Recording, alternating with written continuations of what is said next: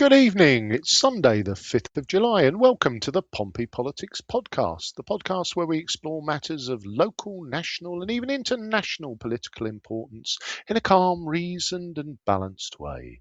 I'm Ian Tiny Morris. And I'm Simon Sansbury. Good evening, Ian. Good evening, Simon, and looking forward to another dreadful, biased, lefty, ranting kind of one-eyed approach to politics, which we've both been accused of in the last 24 hours. But those who know us and bother to listen know we try and bring a bit of my headstrong yang and your sobering yin to matters political. Something like that. And good evening to our viewers and listeners. Please do give us a like, follow, a comment, or a subscribe wherever you're catching us. Please do join in on the conversation. You can join that in on YouTube or on Facebook. We'd love to hear what you think as we go ahead. So it's quite a lengthy speech from Andy Burnham, delivered in Manchester. Shall we get straight in? Well, I guess we ought to. So I guess the premise tonight is that obviously Andy made his pitch for the Labour leadership and therefore by default to be Prime Minister, and we kind of think since then everyone's run away and it looks like it's going to be a coronation. So we thought we'd sit down and hear what the King of the North had to say and try and pick the bones out of it. So run VT.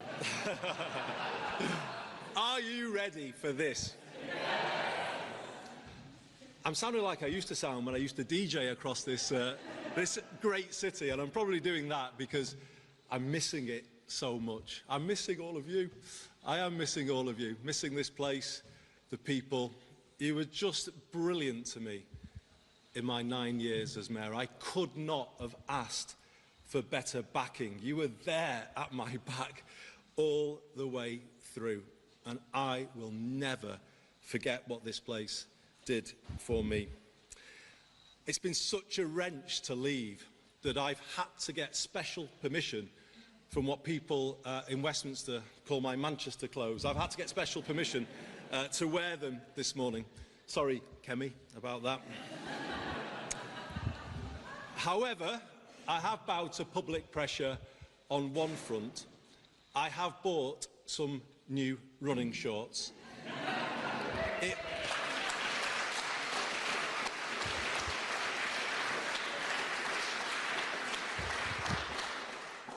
It was either do that or change the decency laws, and I opted for the former.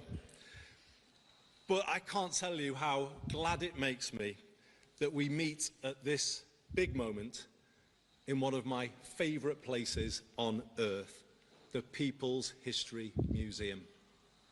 It holds real significance for me, and it's not just because one of my old coats is in a glass case upstairs, and can you believe it, comes off second best alongside Michael Foot's infamous donkey jacket. It's because these galleries tell the story of our country better than anywhere else. How through time it has not been run in the interests of the many, and how ordinary people have fought to change that status quo and make it fairer. Today, we must take inspiration from that history and get ready to repeat it. The time has come to build the broadest possible coalition of people to lift Britain back up to where we all want it to be. What hope can we have that it will be different this time? That's the question I would be asking if I was a voter right now. It's the one I want to answer as clearly as I can today, and in doing so, give the new direction the country is looking for. After 10 years of political turbulence since Brexit, and 20 years of falling living standards since the 2008 financial crash, Westminster hasn't been working for people, and it hasn't been working for a very long time. In fact, it is broken. And as a result, the country isn't where it should be. It is stuck in a rut, and clearly we can't go on like this. My generation of politicians, including me, must take responsibility. We haven't been good enough.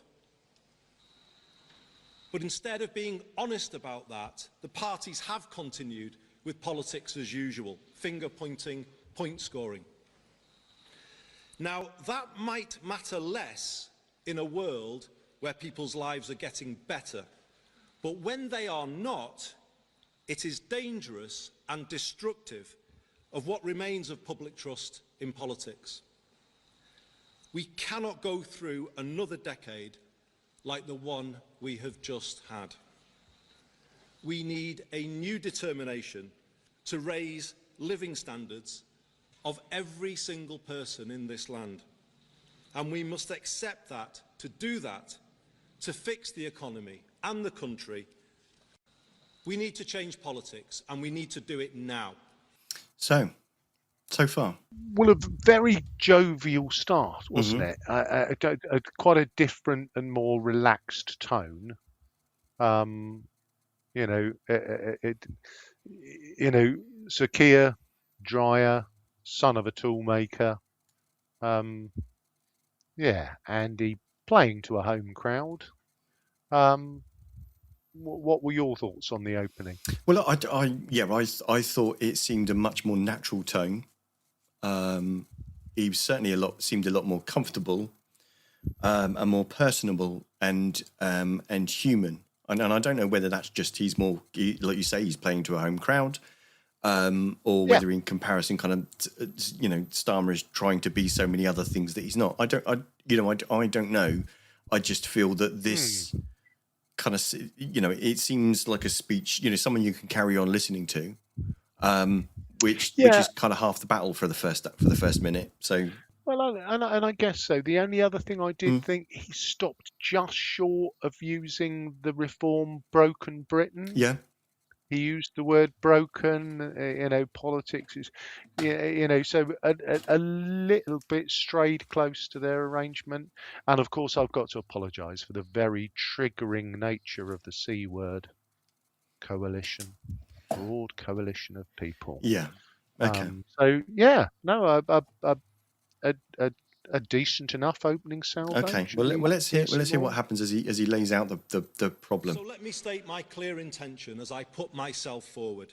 True to the motto of this city, I am going to do things differently.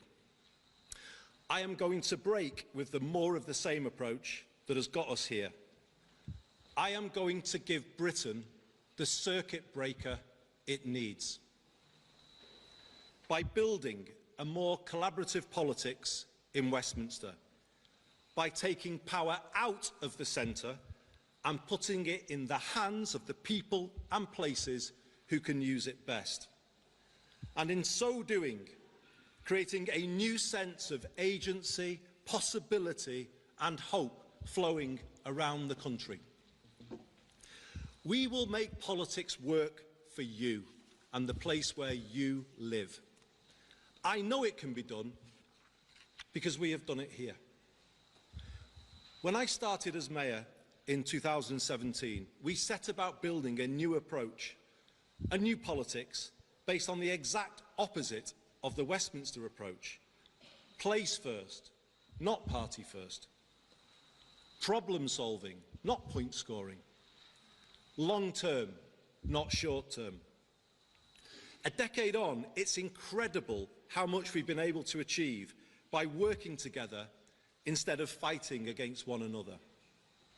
The Greater Manchester Way is based on strong partnership between all sectors, public, private, community, voluntary, academic, faith, and our trade unions. We ask everyone to face the same way and then pull in that same direction together. Let me give you an example. When we realised the last Conservative government had done something significant by introducing 45-day work placements for young people linked to T-levels, we set ourselves the mission of finding one for every young person who wanted one. Over the course of last year, we rang round our businesses in the city region and with the help of hundreds of companies delivered our goal of 1,000 extra work placements. That's 1,000 extra young lives changed every year, and it shows what a place can do when it works as one. For Britain to get back where it should be, those same principles need to be applied now to how we run the country, pull in the same direction, move forward together. But let's not kid ourselves, this is not as easy as it sounds. Westminster and Whitehall are set up for conflict, and they require radical change if the country is to get back on track. I left Westminster a decade ago with the Mayor of the Liverpool City region, Steve Rotherham, because we could see it simply wasn't working for the northwest of England and the people here, and indeed other parts of Britain, the same thing. So, quick pause there. What do we think? Well, it's an interesting one, isn't it? Because what could you object to in that? Yeah. More localism. Power closer to the kind of people, and this is Andy Burnham's trump card, isn't it? He has done very well in Manchester, and he has got that. Manchester is an interesting place because it has much more of a Tony Blair New Labour feel about it. It's not anti-business. It's not anti-growth. It's kind of it's where he is. It's where his kind of strong suit lies. Okay. Let's. I'm just conscious of time. Let's kind of move on as he calls out what he believes what he feels are the failures. So let's listen more. Parliament I returned to on Monday is full of good people. Many of them here in the audience today, members of Parliament who've joined us. And they are working hard every day, trying to do the right thing for the places that they represent. But it's hard, it's too hard for them to make change. Why? Because power is not in the hands of those places that they represent, but held by an insufficiently accountable, outsourced state. We are one of the most over-centralised countries in the world. And worse, that over-centralised heart of the country is not pulling in the same way, but in different directions. That is the reality of Westminster now, both within our parties and between them, and between the departments of Whitehall. I'll be honest, I was worried about what I found on my return last week.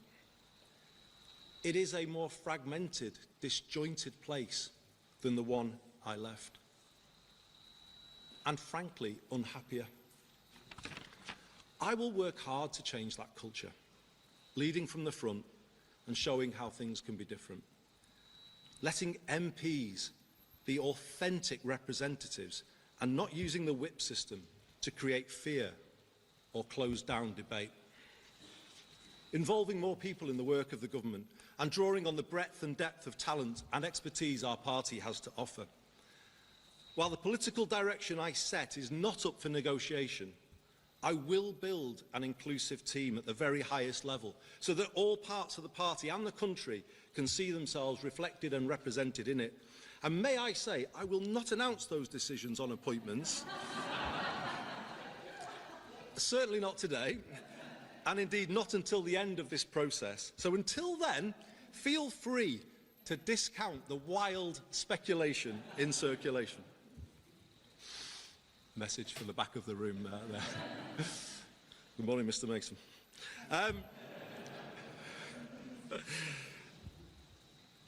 I will reach out to other political parties to find as much common ground as we can and build that more collaborative approach I spoke about a moment ago.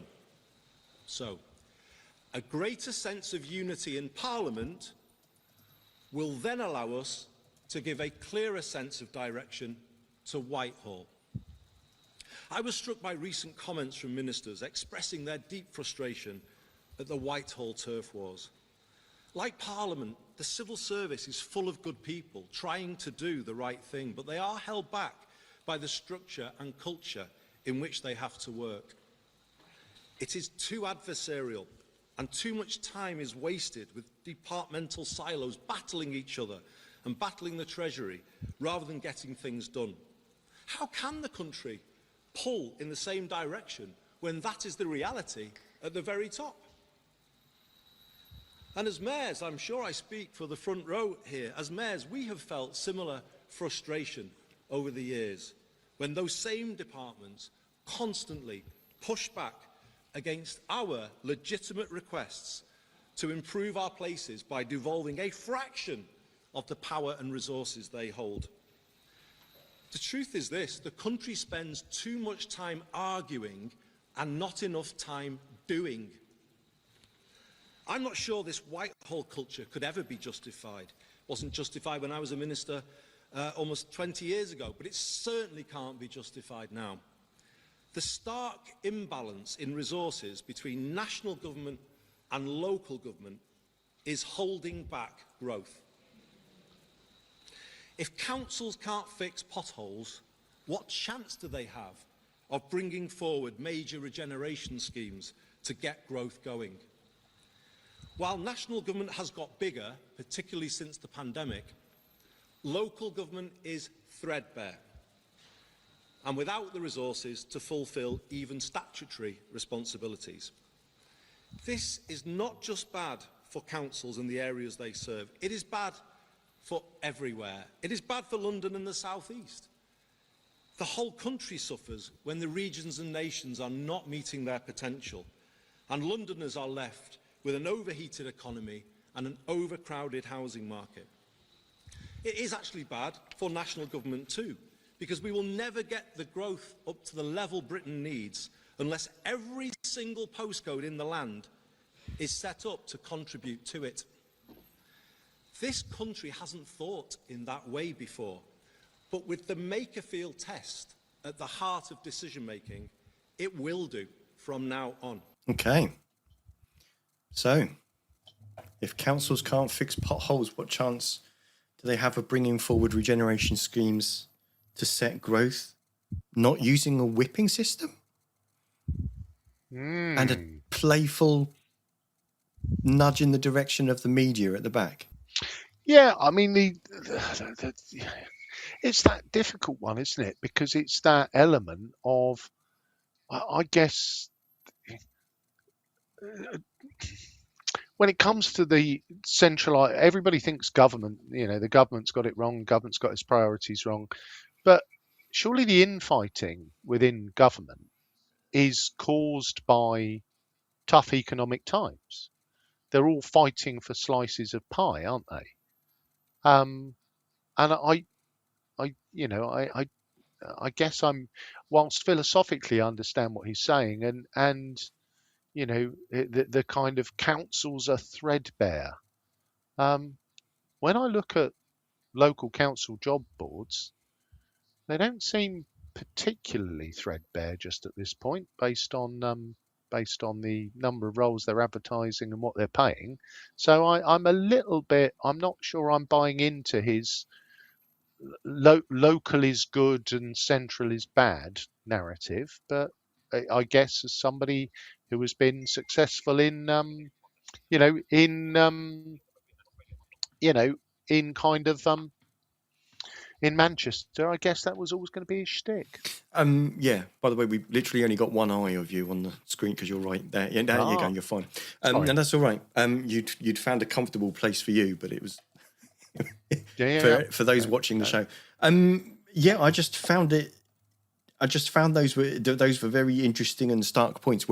How much they will translate into day-to-day governance, but it seems like he's building a case that actually government should be doing less because more local government should be doing more and having the funds and the ability to do it. So he's essentially making the case for devolution. But the things about not using a whipping system, that's that's good if it works if you're bringing your party with you.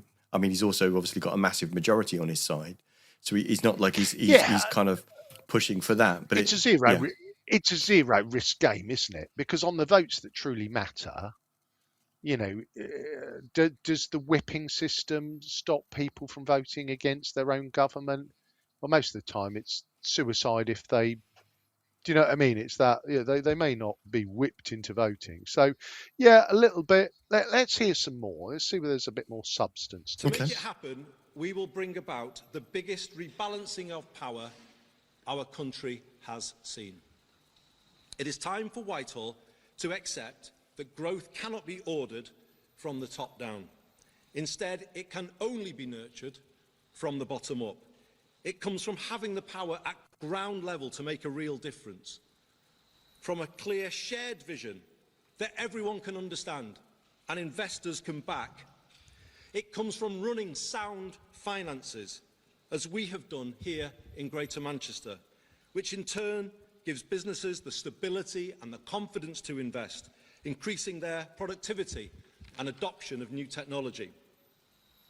It comes from placing our universities at the heart of local economies, as all the mayors do, and bringing the innovation-led approach through start-ups and scale-ups. It comes from committing to decent infrastructure in all parts of the UK and getting national investors to back the aspirations set by regions. It comes from giving people the security of a good home and good employment so that they can be as productive as possible, from good mobility and an ability to afford the basics. And it comes from not leaving everything to the market, but public intervention where necessary, to set higher ambitions for towns, as we did in Stockport, and kickstart the process of change. This is Manchesterism.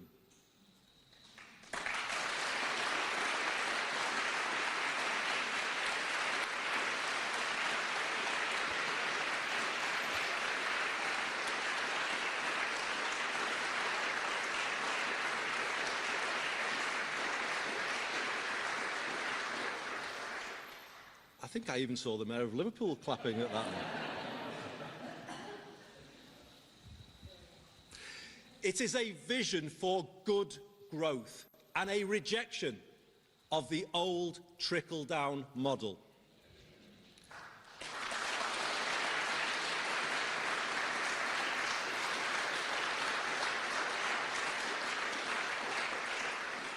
And like the ideas this museum celebrates, which grew here and changed the country, so all parts of the UK should now be given the chance to develop their own version of the same, focusing on the things that matter most to them.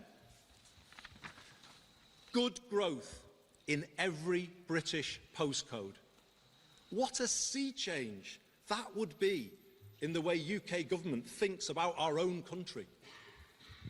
Places no longer forgotten or written off, as they have been in the past, but supported to make the best of their assets, seeing the positives in all places. And there are positives in all places, in all postcodes across this United Kingdom. Let's always remember that.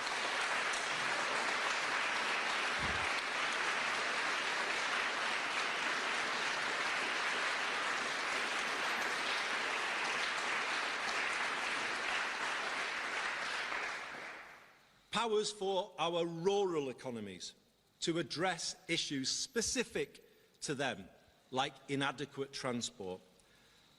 Powers for areas undergoing industrial transition, like Port Talbot, Scunthorpe and Aberdeen. Powers for our proud coastal towns to reimagine themselves for the 21st century.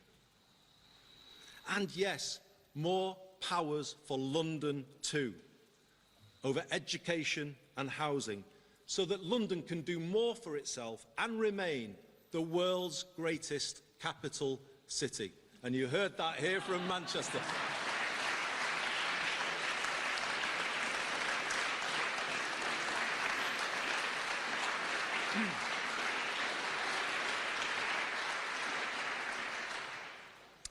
All of it backed by the stability that comes from sound public finances, as I said before, and the discipline of our current fiscal rules.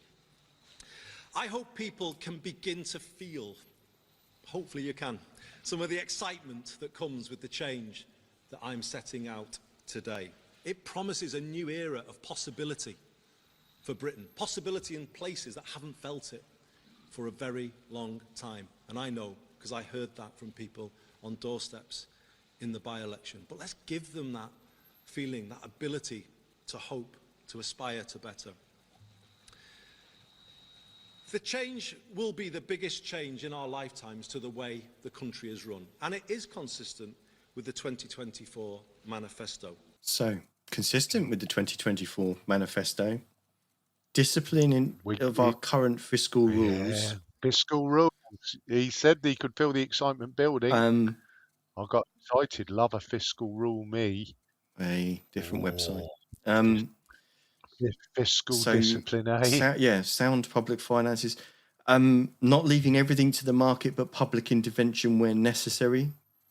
Where necessary. Rejection of trickle down. Rejection of trickle down? I mean, that phrase, I should imagine, would please a lot of people to the left of Andy Burnham. It would do, but it means nothing. Doesn't it? Yeah, of course it does. Because there's an element of, you can talk about trickle down, but there's an element of there's a pot of money. The pot of money is determined by the size of the fiscal rules. The fiscal rules means that the pot of money is only a finite size. So your cake is the size of the cake. You can decide who gets a bigger or smaller slice of the cake, but the cake's still the same. So you can give bigger slices of cake to local government, but if you're going to give it to local government, then you've got to give smaller slices of cake to somebody else. And what killed Keir Starmer was he couldn't get his party to agree.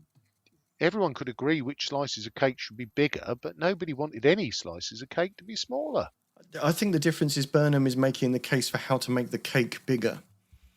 Rather than just talking about growth being a number one priority, he's these aren't finite details, but these at least kind of seem to be starting to shape an idea of how he intends to find and create the opportunities for that growth. That's what I'm hearing. That I haven't heard yet. Okay. All I've heard is more money for local government, more local government, which isn't necessarily the worst thing in the world. But I haven't heard anything yet that's going to make the cake bigger. But there might still be some to come. And I've got a thread that I think runs through this. I'm going to save till the end. Okay. I noticed the key thing is talking about growth cannot be ordered from the top down. It needs to be nurtured, which I don't think anybody could or would disagree with. Do you notice the kind of the mentioning of good homes, good job, good employment in every postcode in Britain? The cynic in me is starting to wonder what's the definition of good in that scheme. But let's not talk too long. Let's hear some more, Andy. More, Andy. It will create a more streamlined state with a clearer purpose to power up all parts of the country and put a laser-like focus on growth and regeneration, good growth. The change will be driven through the Prime Minister's office in an extended operation based here in Manchester.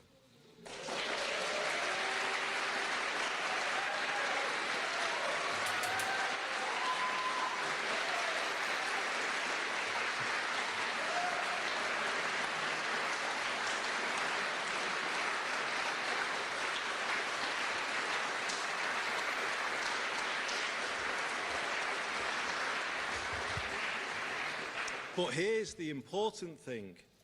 It will only be based here. The job of Number 10 North will be to make power flow into the Midlands, into the Southwest, into the east of England, and yes, into London, as I said before, as much as into the northeast, Yorkshire and the Humber, and here in the northwest. It will be about offering new opportunities to extend devolution in Scotland, Wales and Northern Ireland by taking power deeper down. The people of Dundee and Bangor feel just as distant from Holyrood and the Senedd as they do from Westminster. Now get this, number 10 North will be the nerve centre of a rewired Britain.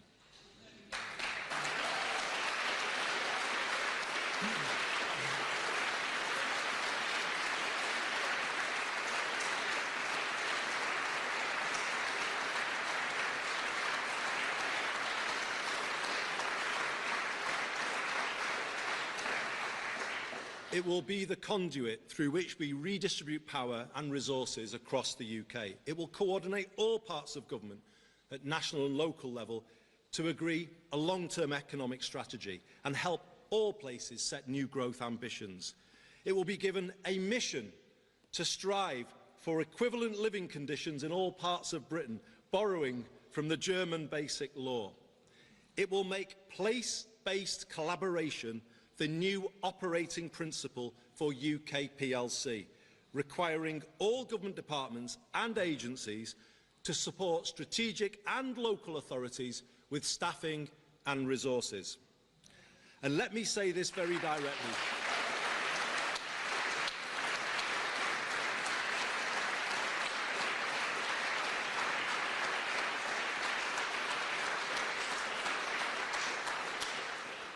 And let me say this very directly.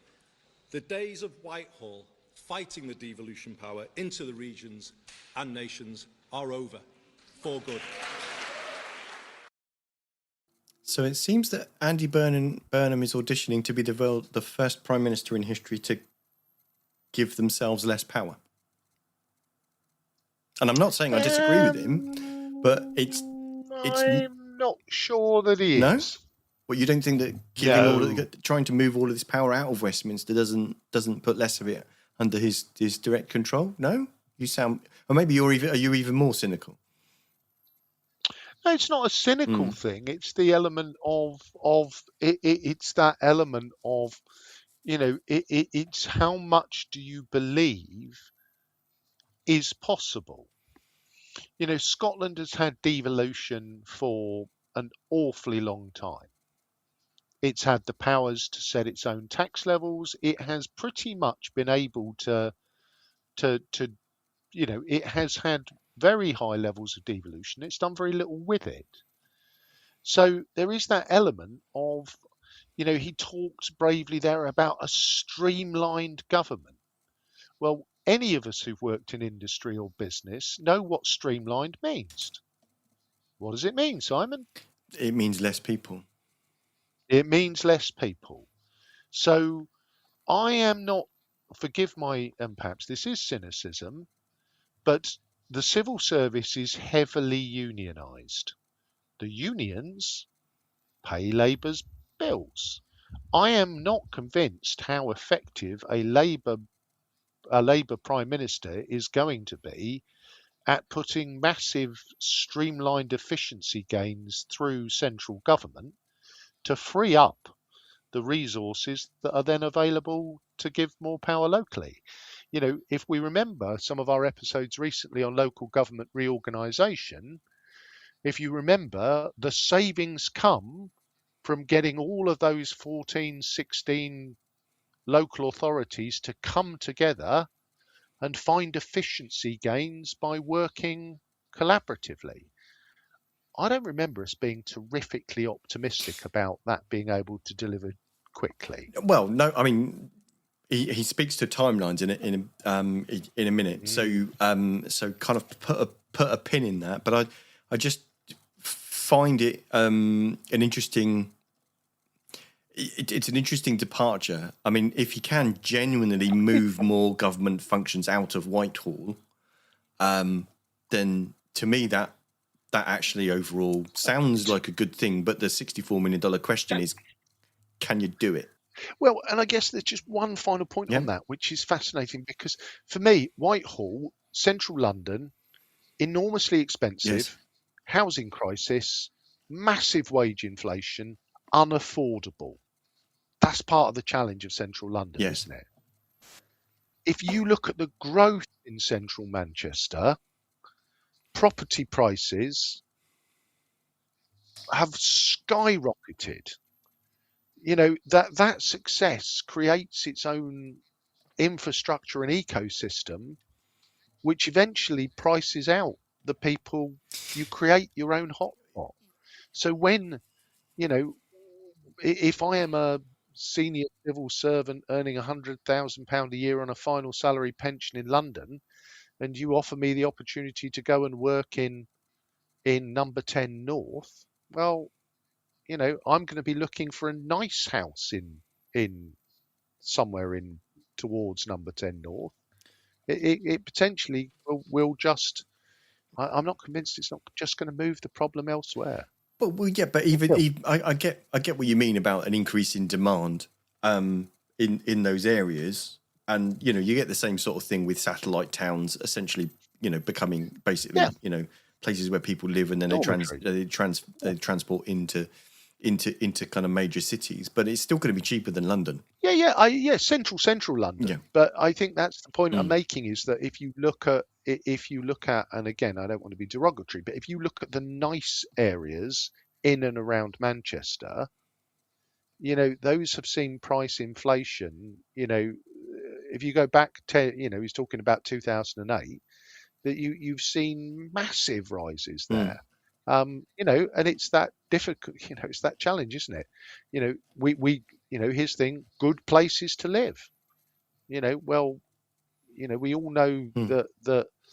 that your, you know, location drives the cost of your house, and the nicer the place is or is perceived to be, the more you have to Well, pay for it. But it'll let's hear. keep Kirsty and Phil Yeah, busy. Let's press on because we're the clock is exactly ticking. that.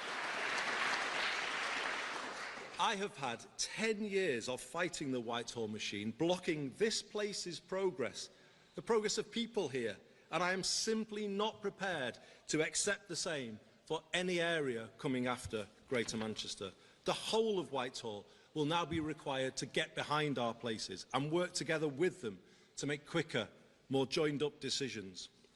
Ours will be a 10-year mission to raise living standards across the land. To do this, Number 10 North will support the regions on 3 clear tasks: reform of essential utilities, reindustrialisation and the regeneration of places. On utilities,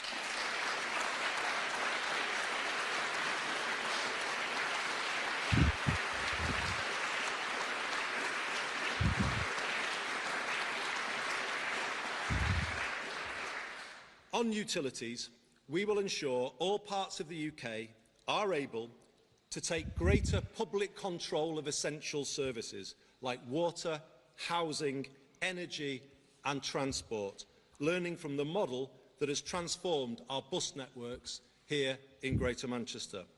We will set out 10-year plans to bring down the cost of these essentials to individuals, families and businesses.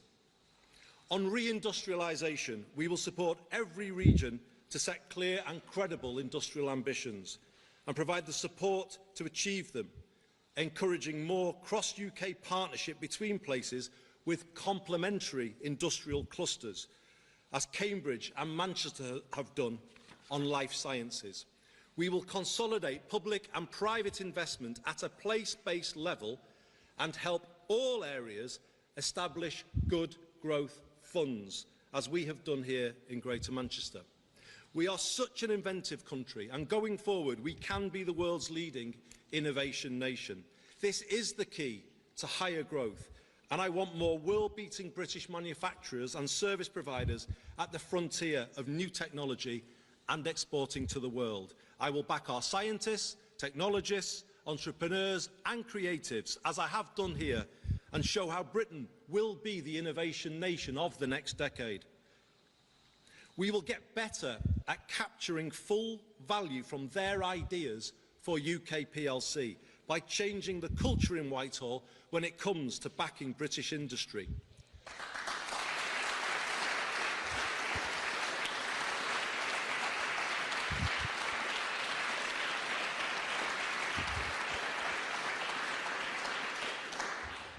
For too long, UK public procurement policy has been based on chasing cut-price deals around the world, rather than helping our own British-based suppliers become more stable and competitive. No more. From here on, every pound raised from taxpayers will work harder for them, and that approach will apply fully to the Defence Investment Plan. We will make sure that all eligible public contracts are subject to proper social value weighting.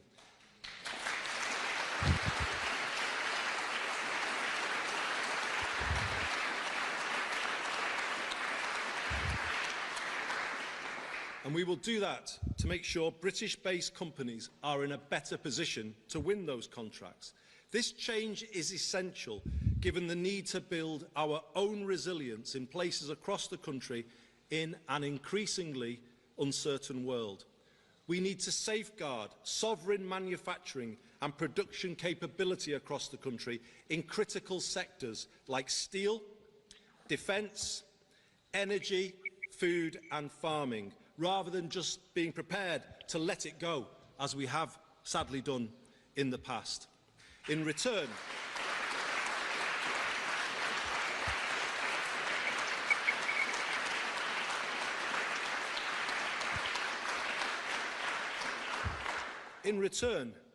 we will recycle maximum benefits for our communities and our residents. For instance, by requiring a much greater supply of 45-day work placements and apprenticeships for young people.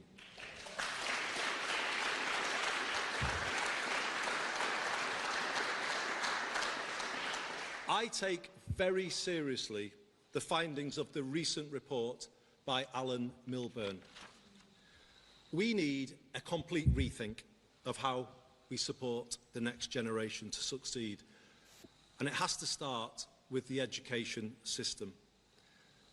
The days of a school system configured entirely around the university route will be brought to an end. University is great for those who want it, but when are we going to focus on the life chances of those kids who want something different? When? The country hasn't done that for a long, long time. So I'll pause there before he kind of gets into more about education. So 10-year mission? 10-year mission. Makes him Captain Kirk, doesn't it? No, that was a 5-year mission. I have been thinking, to be fair, all the way along that this could do with those listeners and viewers that are Star Trek fans who remember the intro music to Star Trek Enterprise, Faith of the Heart, sung by Russell Watson. You could kind of play this as you could kind of play that in the background. I saw the thing about bringing utilities into greater public control, so not public ownership, but greater public control. Yeah, that one baffled me a bit, if I'm honest, and now I know why Dead Ringers, the satire programme on Radio 4, keeps referring to buses, because obviously that was one of his key arrangements. The whole reindustrialisation thing, good, would love it. It is always that balance, isn't it? Because it's the piece where, we want decent workers for decent wages, for decent housing, decent this, decent that, which is great. So should we manufacture it in Britain? Too expensive, mate. We'll get it done in China or India, where they pay the people, pennies. Which is slightly short-termism. So that social value piece, I think, is that's something, when you're looking at contracts, it's not just what you're paying for the product, but if you're making it in the UK and those people are paying income tax and they're, not claiming out of work benefits, there's a whole set of sums which makes that a better deal than going abroad. So that kind of thing. Was he standing a little bit? Did he have a hat on with No. MGGBA? Make Great Britain great again? No. But you see where I'm coming from? There's an element to it, but he's making that in a kind of different kind of logic. I was going to talk a bit about the kind of closing bits, but as he's going to go on, I think speaking more about education, we could probably pick those up there. But yeah, the public contracts subject to social weighting. I mean, obviously depends what the detail is, but In it makes principle, it it's a makes a very bit of sense. principle. It's a good. It It's a yeah. good idea. It is always that challenge, isn't it? And I've talked about it many times. Which is everyone. Everyone. We want our high streets to thrive. Where are you ordering your stuff from? Or Amazon, because it's much cheaper. Right. Okay. Yeah. Yeah. Love Okay. Woolworths. When was the last time you went there? Oh, yeah. Let's go. Yeah. Education, Yeah. Yeah. education, People education. have argued over many years for an education system based on parity between academic and technical. And that is what we will build, giving every young person growing up here a clear path into a reindustrialised Britain.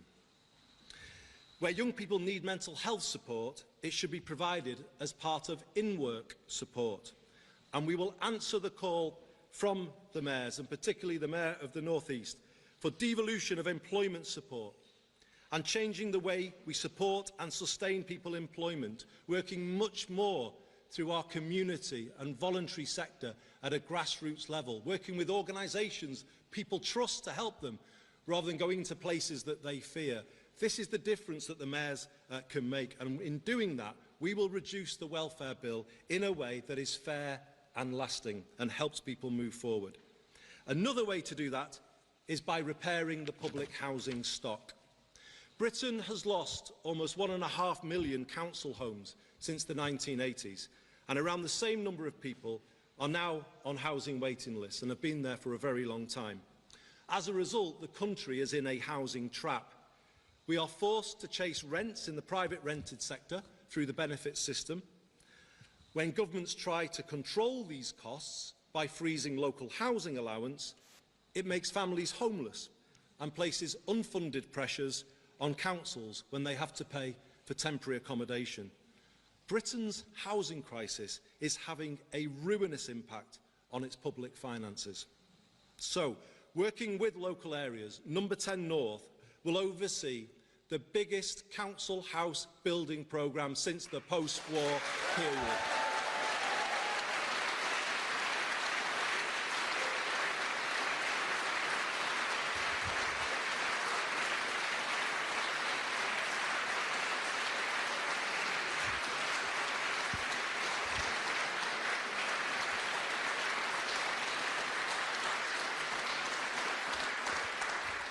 We will use public land, vacant public land, to reduce costs. Let me just take you back to when I grew up here in the 1970s, and Steve Rotherham and I have written about this in a certain book. But when we were growing up here, amongst the friends we had at school, there were two things that were the foundations of working class aspiration. A council home, a secure home that was the foundation for everything, and then good technical education. And those things have been taken away in the decades since. So no wonder so many young people struggle to make it work and then don't make it work. Don't blame them. Blame ourselves. We haven't been giving people this stability, this ability to get on in life. And it's time we did and brought back working class aspiration, the chance of somebody growing up here to be everything that they can be. And that's what we'll do. And also make this a city where no one has to leave to get on in life, or any of the other cities represented here today. That's what this new era is going to be all about, a sense of hope, of possibility, that things are achievable that you might not have thought were before. And having this focus on council homes again and building them in all parts of the country, it will represent a decisive shift to a more preventative, productive state, adopting a national housing-first philosophy, as has been pioneered so successfully in Finland. If you don't give people a good home, what chance have they got of having a good life? What chance of making the health service sustainable if people are not living in good accommodation or getting a good education for kids? Everything starts with a good home, and this country finally has to put that at the top of its priority list. Going to pause one penultimate time there for a very quick comment. Biggest council housing building programme in the post-war period. Notice council housing, not Oh yeah, I social mean, housing. it is. It's one which we've touched on many times on this podcast, haven't we? You know, at the end of the day, buying second and third properties and renting them out for profit has been the best money spinner for anybody who has money over the last 30 years.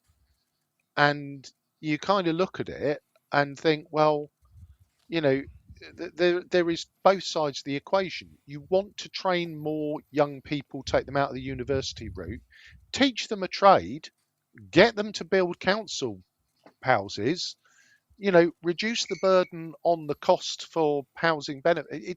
It's a sum that, if anything, in Burnham's Sunshine Lollipops has actually given me some. That is a really good idea that if big government doesn't bugger it up, could really make a difference. Yes, something that perhaps will leave local authorities perhaps a little bit wary is the bit about we use Yeah, but there's vacant a public bit that land to they've got reduce to get costs. over themselves, haven't they, Simon? Because there's that element of you know what's your biggest problem? What is your biggest challenge? Because it otherwise it just ends up in the too difficult bucket, doesn't it? You know, yeah, but just as a very Yeah. quick Okay. local Let's. arrangement, Sorry. the Yeah. Yeah. Northern Yeah. Yeah. Quarter. When did we knock down the tricorn? Mm. Decades ago. I don't And know. what's 20 the years ago, Northern I think. Quarter? It's a big Mm. old space full of nothing. Yes, but I mean, without going off topic, there was an abortive plan for a shopping centre, but that fell through because of the financial crash in 2008. And there's now a massive plan for urban regeneration to put in mixed development and high density housing. So But that's again, without prolonging it, it went to rat shit in 2008. It's 2026. 18 years have passed. Nobody's living in a no. But house. where was the money coming from to do it? If developers weren't doing it and councils didn't have the money to do it, as you keep saying, as perhaps I don't know whether you say it, but some might be fond of saying, there isn't a money. Let's play on because I know we're conscious for time and we want to hear it all. Through this new approach, we will bring higher density residential development to our towns, and Number 10 North will be able to support all places to turn around those towns, their high streets and the local centres, increasing footfall on the high street and protecting more green spaces from development. To reinforce that, we will reform business rates to support pubs and high street businesses, businesses that bring social benefits to communities. And let me finish by saying this. Rather than being a marker of decline, shouldn't we make our high streets the new symbol of Britain's renaissance?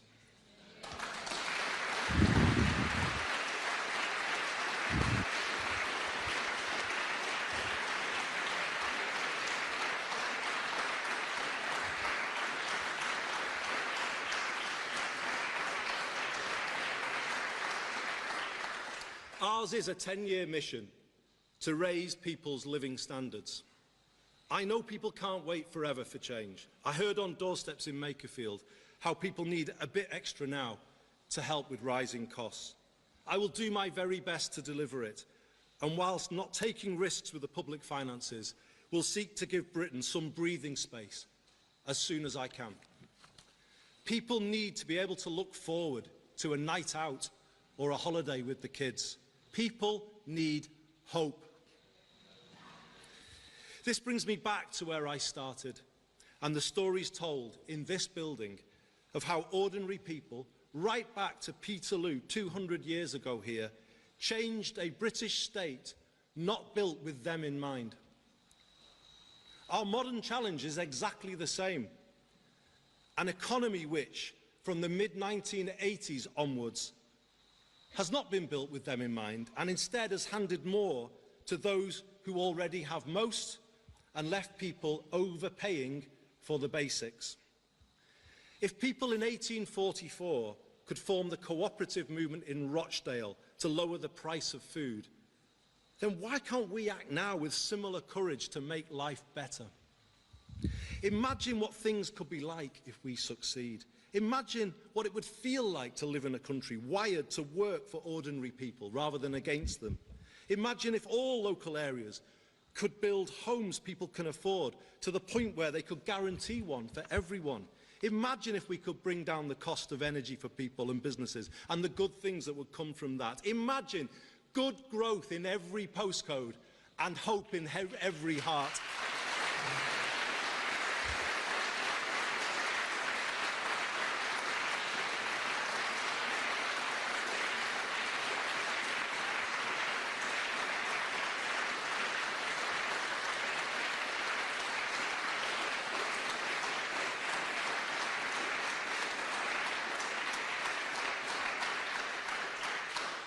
I'll say it again. Imagine good growth in every postcode and hope in every heart. Well, imagine no more. Let's make it happen. I mean, and having said that he's elsewhere this week that he's not going to be calling a general election, that you'd be forgiven for thinking that was a campaign speak. That's the election slogan already written, isn't it? I had my face in my hands The high in streets. that last bit. He was doing so well. The high streets, yeah, because that's the thing. And then the other one that just had me smashing my head on the desk was the measure of society is a holiday with the kids. A holiday with the kids is £2,500. So everybody having a spare couple of £100 every month after everything's paid and you live a normal lifestyle. It just, I don't know when foreign holidays with the kids became an essential of life. But yeah, hope in every heart. Yeah, there's some good stuff in there. The challenge for me, in summary, Simon, is a lot of this is about massive reform of the state. you know, it and I'm being playful, but it's got a little bit of the, we're going to take the Elon Musk approach to reorganize. There's all this massive waste, and we'll go and sort it all out. I don't know. I know I'm being provocative, Simon, but I'm just, the whole basis on it is about being able to reform the culture in Whitehall, and those of us that have been around strategic change for long enough knows that culture eats strategy for breakfast, and I just can't see him changing that culture. So interestingly enough, the word Whitehall appears 9 times in the speech. It does. What doesn't appear in the speech are anything talking about Donald Trump or talking about beating Nigel Farage or beating reform. Doesn't mention net zero. Doesn't mention green policies or climate change. It does talk about energy, but in the usual affordability, kind of context. And it talks about defence in the sense of that, those public procurement plans. Yeah. In that sort of way. So I found that kind of interesting as to what was and wasn't in it. Should we quickly kind of talk about how the Conservatives, the Reform and the Lib Dems responded to it? Should I very quickly do that? Well, give us a very quick synopsis as to just how much they loved it. Not very much at all. Essentially, Kemi Badenoch from the Conservatives went on about how large debt is as a share of GDP, and that the only way to fix this was low tax, simple regulation, and stable government and cheap energy. And if you don't fix that basically nothing will grow. The economy will fail. And the 5 things that he needs to do would be to cut the cost of energy, get people working, cut the welfare bills, scrap the Employment Rights Act, cut taxes, slash burdensome regulation, and champion businesses, not more politicians. Probably, I would say in 3 or 4 of those, they're on the same page. Let's look for consensus. Yeah, but I did find it. She was talking about afford 3 months without a government. But Parliament's going to be in recess after next week, so it's kind of. Ed Davey was much shorter, talking about questioning that there can't be a one size fits all answer. That struggling families and cash strapped councils desperately need real change and power. We urgently need to shift power out of Whitehall and into the hands of local communities. but it means listening Another agreement, to Bill? people. But the proof will be in the pudding. Farage basically he released a video, but essentially talked about, well, ask yourself, has devolution in London, has devolution worked anywhere? Devolution in London with Mayor Sadiq Khan hasn't made London streets any safer, despite stats actually saying that they are safer. Devolution hasn't worked in Wales, hasn't given them a better NHS or education. No, they're worst in the country. And has devolution in Scotland cleaned up Scottish politics? He then took a pot shot at the SNP. Obviously, I guess forgetting the leader of... Everything's broken. Ain't gonna fix it. Everything's broken. So no some surprises. whispers of a bit of collaboration, or a bit of, we're roughly on the same page there, but the usual parties, I don't think anybody was expecting the Conservatives or Reform to say, actually he said, having gone on about how crap Starmer is, and now that they're talking about replacing him, we should this next guy looks absolutely fantastic, we're gonna shut up shop now. They weren't ever really going to say that, were they? Shall I pull on the thread? Go for it. There was a thread. Okay. He truly believes what he's the main thread, the whole about collaboration, pulling together, facing the right direction. His first major policy has to be PR. You think? I think it would have to be, wouldn't it? Because you are never going to get consensus government in the current era, in the current climate, when it's an all or nothing first past the post system that will give somebody a majority. Even if they've only got 30% of the vote, as we have now. The percentage of the vote is there, but it's that element of once you win, you win. Yeah. And you've got 5 years to do what you want, really. And you can throw away your manifesto, you can change, you can do whatever you want. You can go nuts for 5 years. And the mad thing is that Labour hasn't. So the thread for me in his collaborative working together, I would say if he truly believes that, then he's got to change the electoral system. I as much as I'd love the electoral system to change, I can't see that there's a mandate for that. It's not in the manifesto, unless you have a referendum, which would be kind of another diversion.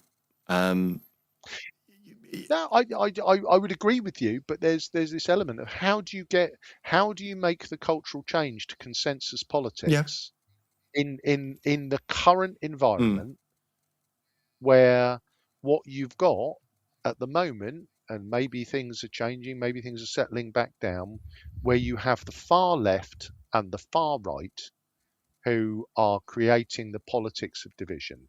It's that group over there, it's their fault. If we fix them, your life will be better. That's not the route to consensus politics, is it? No, and it would, and as we talked about earlier on, I thought it was interesting that he spent his time talking about what his diagnosis and his treatment was, rather than talking about 14 years or these guys over here are really awful, you don't want to listen to them. Instead, he made a case of why he's got the right and the better answers, which I think is a more convincing argument to be making, something that sadly has been missing. There's a fair bit of nuance there, so we shall see. I think you're off if you're on the left and you're in the centre and have a little bit of nostalgia for industrial Britain. There's something. If you want to look for the positives, you can find there's something in there for everybody. There was even stringent fiscal rules for me. There was all sorts of lovely, fluffy, lefty stuff in there for you. Everyone's a winner in Mr. Burnham's speech. Time, as they say. Yes. Will tell. So we shall see. So just to refresh people's memory very, very quickly, the leadership contest opens on the 8th of July and closes to all parts of it at 6 p.m. on the 16th. If there are no other contenders, there will be a press conference on the 17th where we're assuming the only contender, if there is only one contender, All hail the king. Is a valid nomination, then they will be declared the winner, and whoever, well, assuming at this point, because it seems unlikely it'll be anyone else, assuming that's Burnham, he's then made Prime Minister on the 20th. Absolutely. So look forward to the 20th, King of the North. Yes. But you've been listening to the Pompey Politics Podcast. I've been Ian Tiny Morris. And I've been Simon Sainsbury. Please do make sure to give us a like, follow, or a subscribe wherever you're catching us.